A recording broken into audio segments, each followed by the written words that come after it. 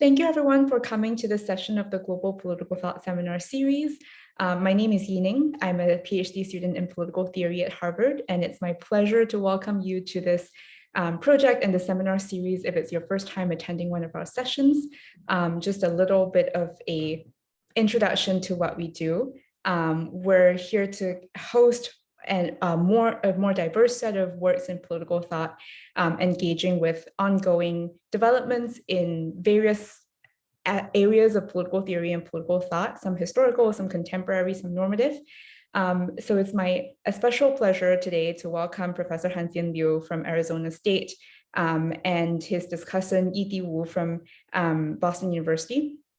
As a way to engage those currents in political thought that are historical, that are pre-modern, that are comparative in nature. I think the conversation that our speaker and discussant have set up for us today will traverse the boundaries between various traditions in this period of political thought. So that's our project housed here at Harvard, Princeton, and Yale, and several other partner institutions. Thank you for coming, and it's my pleasure to introduce Professor Han Hsien Liew, who is an intellectual historian of the pre-modern Islamic world and is currently assistant professor of Islamic studies in the School of Historical, Philosophical, and Religious Studies at Arizona State University. His research interests include medieval Islamic political thought, pre-modern Islamic scholarly culture and transmission of knowledge, Quranic exegesis or tafsir, and Arabic Islamic historical and biographical writings. His current book project, about which we'll hear today, Preaching Pious and Learned Rulership in Medieval Islam, Ibn al-Jawzi's Political Thought, is under contract with Edinburgh University Press. It examines the relationship between preaching and political thought in medieval Islam. It focuses on the political discourses of Ibn al-Jawzi, a 12th century Muslim religious scholar and preacher in late Abbasid Baghdad. Through an intertextual analysis of Ibn al-Jawzi's political writings, preaching manuals, collections of sermons, and historical and biographical writings, this book sparks new approaches in the study of Islamic political thought and probes the interconnections between politics, rhetoric, and emotions. Yidi Wu is our discussant today. He's a doctoral student at Boston University in the Religion in Philosophy, Politics, and Society specialization. His areas of interest include medieval Islamic and Jewish thought, theological and philosophical roots of modernity, and Jewish intellectual history with a particular focus on the thought of Leo Strauss. Thank you both for being our speaker and discussant for the session today, and Han Hsien, over to you. Right, thanks so much, Yining. Let me just share my screen. Oh, I will allow you to do that. Go ahead, yeah. Right.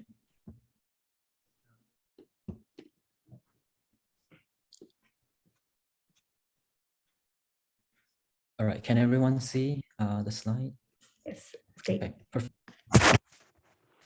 Right, thank you, Yining, for the very generous introduction, and also to the Association for Global Political Thought for inviting me to share my research with all of you. It's certainly very, very gratifying to be presenting back here at Harvard, where this project began and grew, and it's really nice to see some familiar faces in the audience as well. Now, what I'm presenting today is part of my larger book project on Ibn al-Jawzi's political thought, where I focus on two topics. First, his notion of an ideal ruler, and second, how he thinks such a ruler can be cultivated.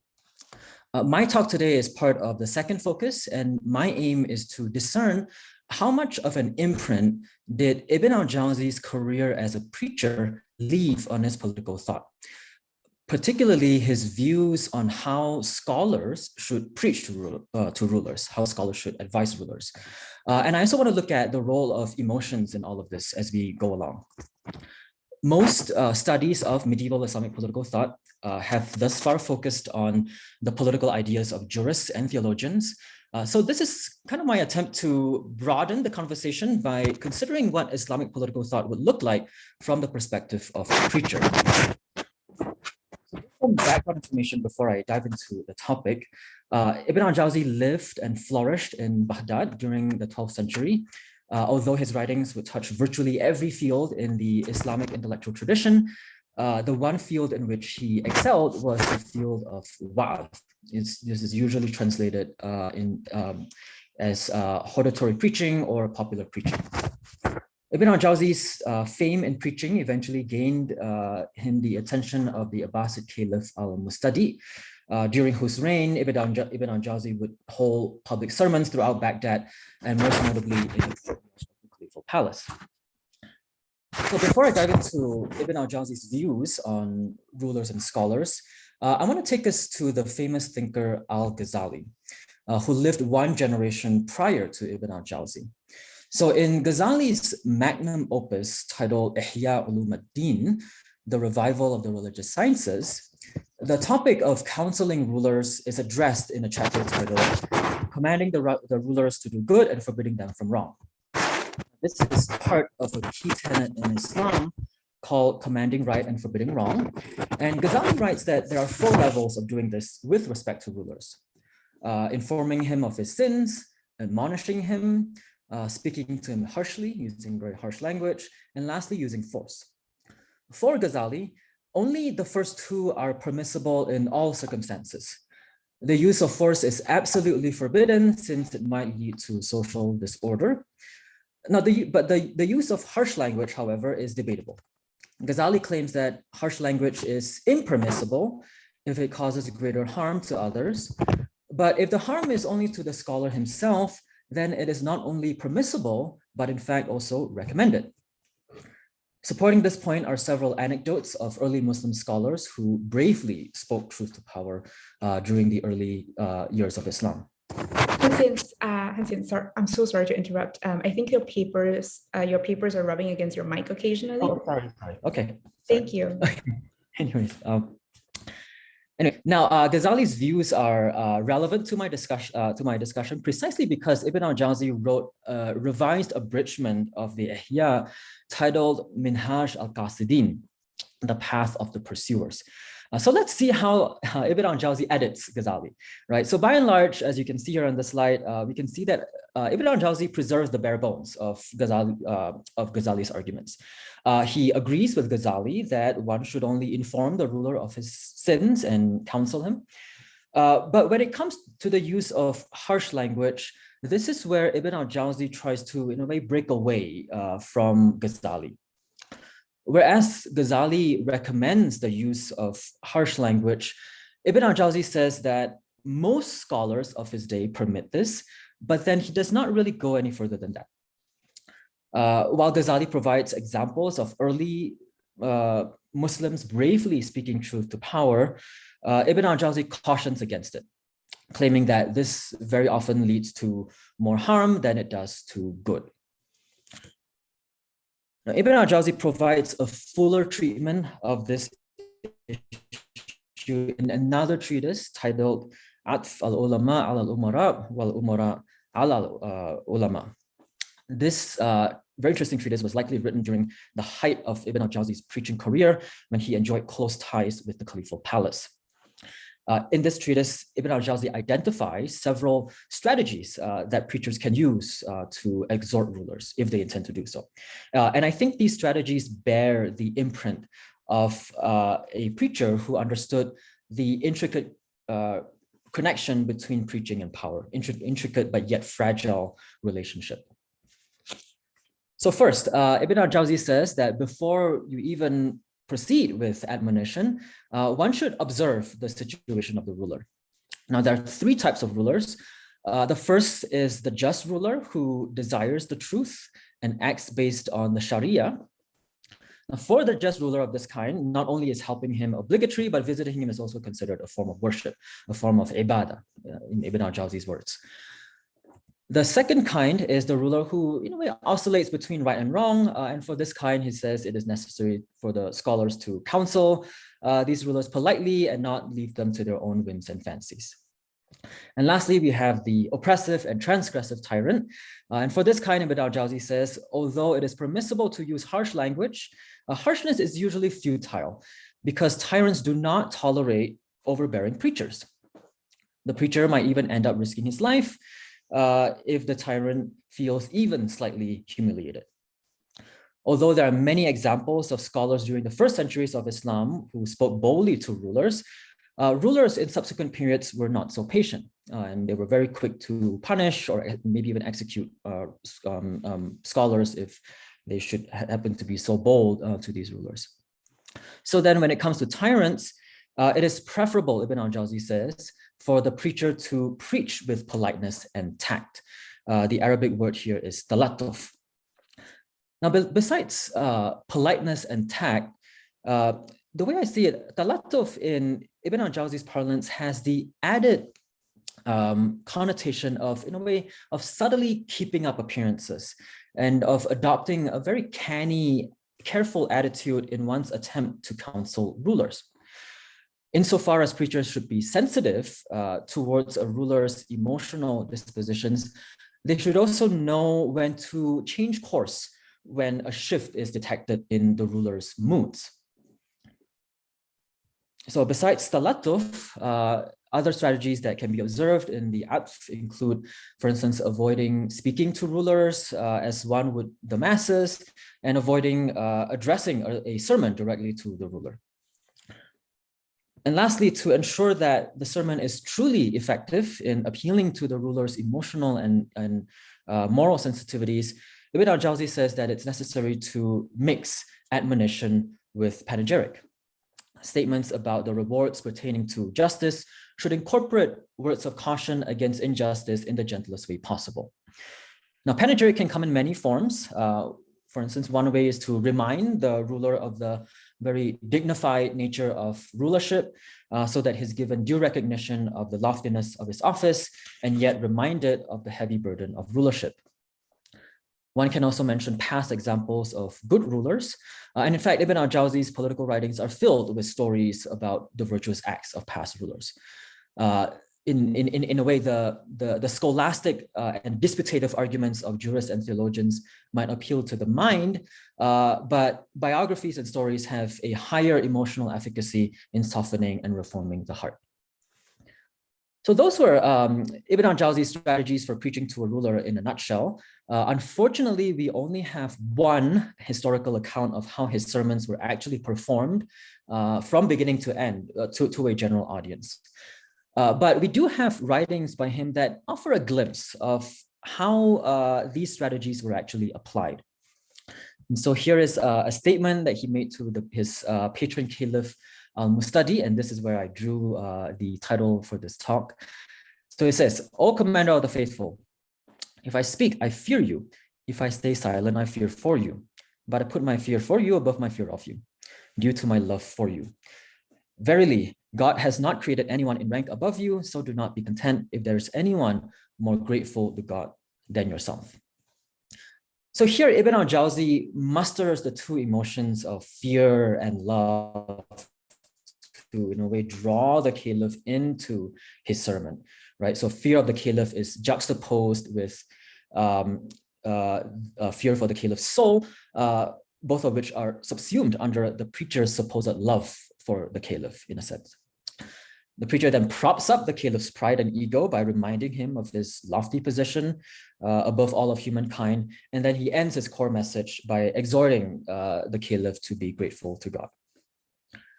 Now, in addition to this example, Ibn al-Jawzi constantly refers readers to another of his works, and this time a work of advice or mirror for princes dedicated to the Caliph al-Mustadi, titled Al-Misbah al-Mudi fi Khilafat al-Mustadi.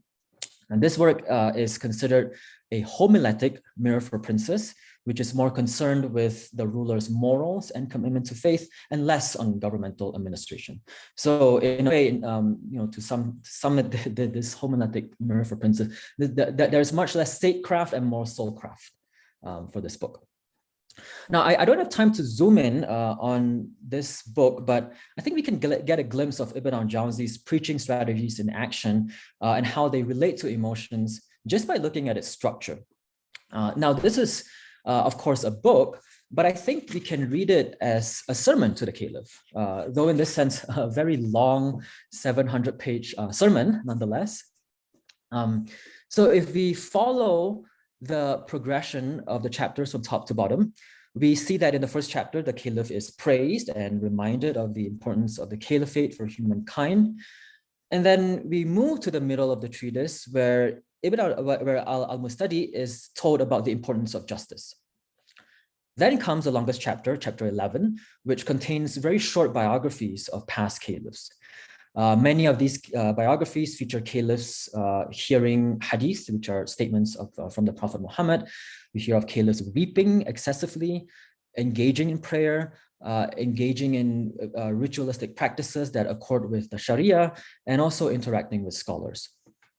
Political and military activities are barely mentioned, so thereby hinting at what kind of caliph Ibn al-Jawzi wanted to see in his in al-Mustadi. The homiletic tone of the book reaches its highest pitch in chapter 16, where the caliph is presented with sayings lamenting the radical uncertainty of what awaits in the afterlife. One statement has the prophet pleading to God to help him bear the agonies of death. Another offers vivid detail about how people will sweat so profusely out of fear on the day of resurrection that their sweat will sink 70 cubits into the earth and then rise up to their ears. So in a way, the caliph is meant to go through an emotional roller coaster of sorts, right? So the preacher first elevates him and makes him feel dignified, and then he shocks him at the end with various kinds of eschatological imageries. So to sum things up, the preaching strategies outlined in the Atf and applied in the Misbah are characteristic of a preacher's tactical awareness of emotions as a means of moving audiences. Ibn al-Jawzi's political discourses highlight the triangular relationship between politics, eloquence, and emotions in Islamic political thought. So with that being said, I now want to offer a few remarks to tie this talk back to the theme of global political thought, the theme of this seminar. Now, during the time that I began researching this project here at Harvard, I was also serving as a teaching fellow for a course on medieval and early modern European intellectual history with Professor Jim Hankins. During a discussion section on Renaissance humanism at the very tail end of this course, we were discussing Thomas More's Utopia. And I very vividly remember one passage that we fixated on in the classroom in discussion with me and my students. And this was the fictional conversation between Thomas More and his philosopher friend Raphael, in which More tries to, in a way, persuade Raphael to serve in government. But being an upright philosopher, unwilling to compromise his principles, Raphael says, there is no room at court for philosophy. To which More responds, there's certainly no room for the academic variety, which says what it thinks irrespective of circumstances. But there is a more civilized form of philosophy, which knows the dramatic context, so to speak, tries to fit in with it and plays an appropriate part in the current performance. The same rule applies to politics and life at court. If you can't completely eradicate wrong ideas or deal with inveterate vices as effectively as you would wish, that's no reason for turning your back on public life altogether. You wouldn't abandon ship in a storm just because you couldn't control the winds. You must go to work indirectly. You must handle everything as tactfully as you can. I think More's response is well encapsulated by Ibn al-Jawzi's idea of talatuf. Despite living 300 years before More in a completely different cultural milieu, I think Ibn al-Jawzi would find much to agree with in More, especially in his emphasis on tact when dealing with people in power. One might even imagine this conversation as taking place between Ghazali and Ibn al-Jawzi. One side averse to contact with government and seeing the need to speak his mind and use harsh language if this contact ever occurred. The other confident in the power of eloquence to change hearts and minds. Now, in the conclusion to his recent book on the political thought of the Renaissance Italian humanists, Hankins draws out resemblances between humanist virtue politics and Confucianism in pre-modern China, in that both traditions place great emphasis on the moral character of rulers. There was this belief that once you cultivated good moral virtues in the ruler, these virtues will somehow kind of radiate downward into society, kind of percolate downward in a kind of, by way of a kind of moral contagion. And so efforts are singularly focused on the person of the ruler. Now, I see my project as adding a medieval Muslim perspective to the mix in the form of a preacher, a preacher who was well aware of the role of speech and eloquence in rousing emotions, and through this bringing about moral reform and moral change in rulers. So I do hope that this project will be a first step towards more cross-cultural inquiries with respect to the relationship between emotions, politics, and rhetoric in pre-modern societies. So with that said, I thank you all for listening, and I look forward to your questions and comments. Thank you. Thank you so much, Han Hsien. Yidi, over to you for the response. Okay, thank you so much for inviting me to be discussing of Professor Liew's research. And I also want to thank you, Professor Liew, for sharing with us his really wonderful manuscript. And my response will be more directed to your manuscript rather than your presentation. I think many of the questions I have in my response has already been addressed by your presentation. So here's my response.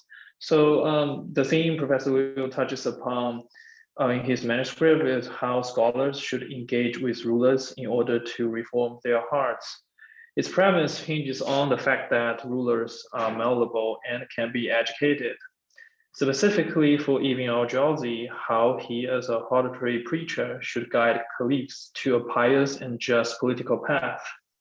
According to Professor Liu, Jawzi did it by appealing to the emotional sensitivities of his audience, which exemplifies the pragmatic and effective aspects of his ameliorative political thought. His practical wisdom or prudence embedded in exhortation to the caliph is best captured by the term tact, taladuf. Professor Liu first lays out the theoretical framework by introducing three important figures in the theory of emotions: William Redi, Barbara Rosenwein, and Monique Scheer. Redi provides the concept of emotives and a binary model of emotional communities, namely a dichotomy between emotional refuge and an emotional regime. Rosenwein suggests a paradigm of overarching emotional communities and subordinate emotional communities, which means the state is not necessarily the overarching one, and there can be multiple overarching emotional groups. Rosenwein's theory has a characteristic of plurality that captures the fluidity of different emotional groups, according to Professor Liu. Yet Redi uses French Revolution to illustrate his theory, and Professor Liu finds the medieval Muslim court analogous to the French royal court. Thus, I'm not sure who, Redi or Rosenwein, has more explanatory power, or whether each of them has a vantage point when we look at Jawzi's historical context. On page 12, Professor Liu says, quote, "As will be discussed later, Ibn al-Jawzi was one such person whose political discourses moved with ease between these two emotional communities," end quote. I wonder if the two emotional communities referred here are the caliphs and the preachers, or the caliphs and the people. As in the later part, Professor Liu discusses both how the hortatory preachers absorb the ruler into their community through emotional speech, though symbolically and temporarily, and how Jawzi delivers sermons in front of people while addressing the caliph. Also, how Jawzi in the Misbah appears to talk to the mass, but in fact targets upon al-Mustadi, the caliph. Furthermore, Scheer challenges both Redi and Rosenwein and proposes 4 types of emotional practices. Throughout the chapter, Professor Liu adopts Scheer's categories and applies them to analyze Jawzi's accounts of admonishing rulers. But I wonder why Scheer's theory makes the most sense in reading Jawzi.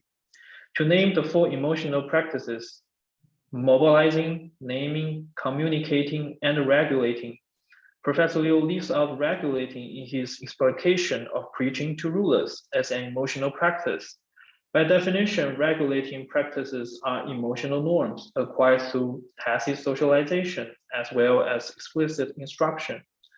I wonder if Professor Liu considers what hortatory preachers do as tacit instruction. or this type comes close to Reddy's emotional regime and Rosenzweig emotional communities that Professor Liew finds less valid and unsatisfying. In general, I wonder if a critical reception of three theories of emotions would be necessary and helpful to understand Jawzi more comprehensively. In the third section, under the heading of Dalatuf in Ibn al-Jawzi's political thought, the notion of tact implies that scholars better observe the situation of rulers, subtly keeping up appearances, and adopt a cunning attitude in one's dealings with rulers in order to reform their morals. That's on page 18.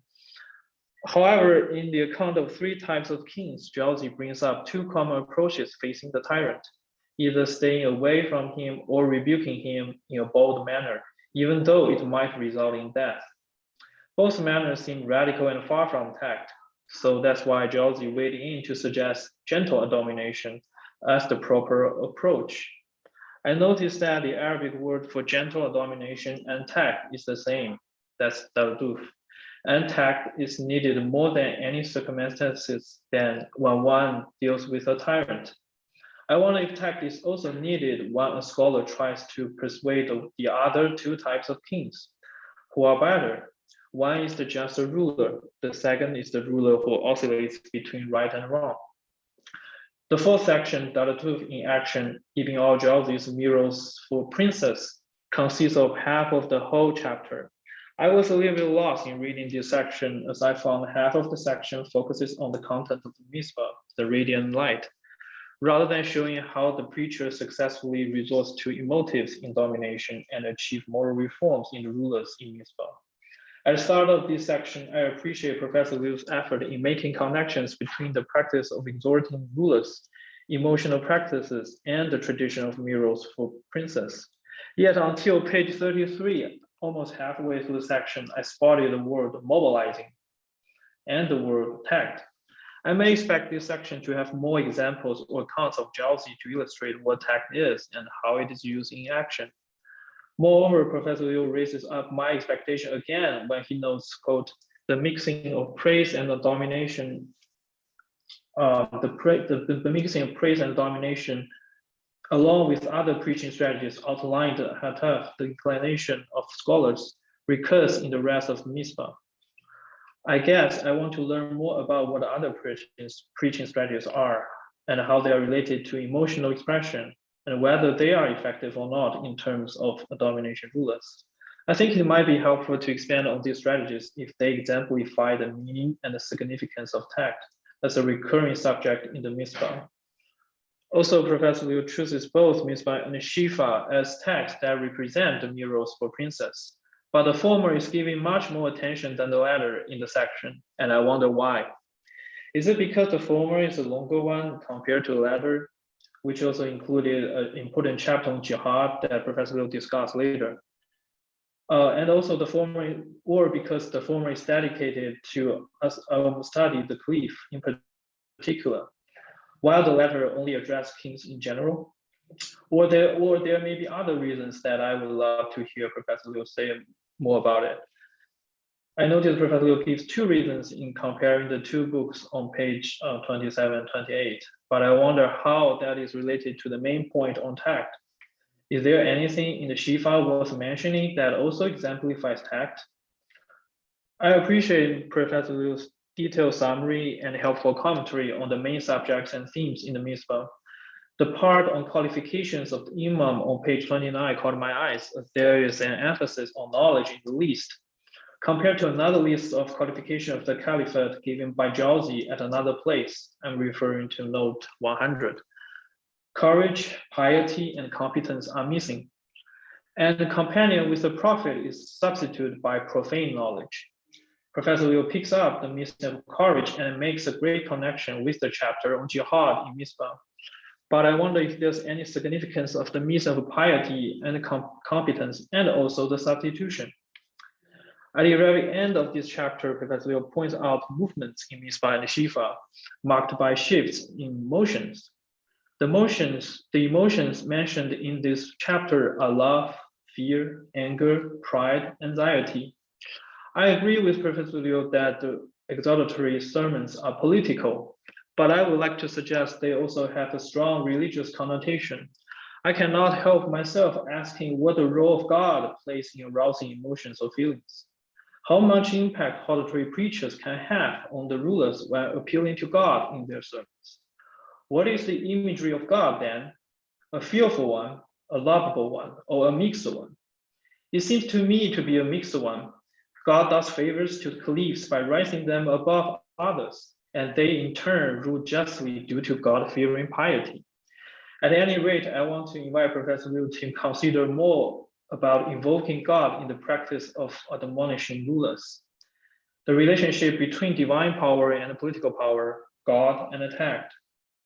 As I do not know the whole picture of Professor Liew's project, some of my questions may not stand on their own feet. Most of my questions are out of my own curiosity as I intend to learn more.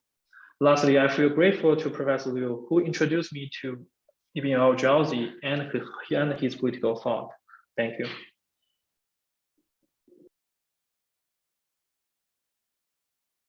Thank you so much, Yidi. Han Hsien, would you like to respond before we open it up?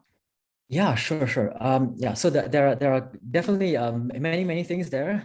So I will try to address some of them to the best of my abilities. If I missed any of your points or any of your questions, please feel free to jump in again and raise it again. Yeah, so one big chunk of the chapter that I sent out that I did not include in this presentation for the sake of time were the theoretical frameworks that I used, especially with respect to the study of the history of emotion. So as Yidi mentioned, I heavily relied on the works of William Reddy, Barbara Rosenwein, and Monique Scheer, and these are three scholars in the history of emotions. Who has more explanatory power between Reddy and Rosenwein? This is a very new field, I think, history of emotion. So as different scholars write over time, they tend to refute some points by earlier scholars, but many of them kind of build onto each other, and so I see my work as drawing different aspects from different works. This chapter on Ibn al-Jawzi's approach to rulers relies a little bit more on Reddy and Monique Scheer, especially when it comes to emotional practices. I do have one chapter where I sketch out the so-called, what I call the homiletic virtues of the popular preachers, where what kinds of values do these preachers want to inculcate in their audience? And for this, I rely more on Rosenwein, looking at her idea of emotional communities, looking at the different kinds of emotions that these preachers intend to kind of evoke from their audiences through their sermons, or at the very least from their sample sermons that they prepared in collection. So it's really a kind of mix and match between these different scholars, and I think all of them have value, I think, in any kinds of studies related to emotions. Your question about regulating, yeah, that's a very interesting question, and one that I've sort of grappled with in this project as well. I think regulating emotional practices is very much, this has a lot of parallel with Reddy's idea of the emotional regime, where you have this overarching regime that kind of regulates emotional expressions on the ground. I do not see this as much, only to some extent, but it's not as thorough in medieval Islamic courts and society, in a sense that the state did not have that far of a reach into society, and I think this is one of the drawbacks of Reddy's emotional regime theory, in that it assumes that the state has a far reach into society. However, I think there are regulating practices say in the ruler's court and in, say, a preaching assembly in the Majlis al-Wa'az, where the preacher attempts to evoke certain emotions, and even the way that these preaching sessions are written about, they sort of become pretty formulaic in Chronicles, where you have the preacher delivering his sermon, and then at the end you have these chroniclers were always very interested in recording the emotional responses from the audiences. So you have audiences crying, ripping out their hair, sometimes cutting their forelocks. Some people would repent. And so this kind of gives you a sense of kind of regulation, emotional norms that these preachers intended to inculcate in these sessions. And I think one of my arguments actually is that when you have the practice of preachers preaching to rulers, this is when you have two emotional communities kind of getting into contact with each other. Sometimes it works well when the preacher manages to, in a sense, cut the ruler down to size, makes him weep and cry, and sometimes makes him faint. But then you have bad cases where you have a clash, in a sense, of emotional communities, where the ruler ends up punishing the preacher for humiliating him or making him feel offended. As your question for now going into Ibn al-Jawzi, the issue of tact, so it's he does propose tact as well for other rulers, for just rulers, and also for rulers who oscillate between right and wrong. But he would say that tact is especially a must for the bad rulers, for the tyrants. For the just ruler, it's of course you should be around him, and you create this very just regime, right, of a collaboration between rulers and scholars. Now, as going into your questions about the Misbah, thank you very much for this. This is because this is really the one of the first, in a sense, a first draft of this chapter for my book, and looking at the Misbah, how do various strategies by Ibn al-Jawzi apply? And as you've noticed, I focus a lot on this mixing of panegyric and warnings or caution. So how do these other theories apply? One thing that I've noticed that stood out at me when reading the Misbah is that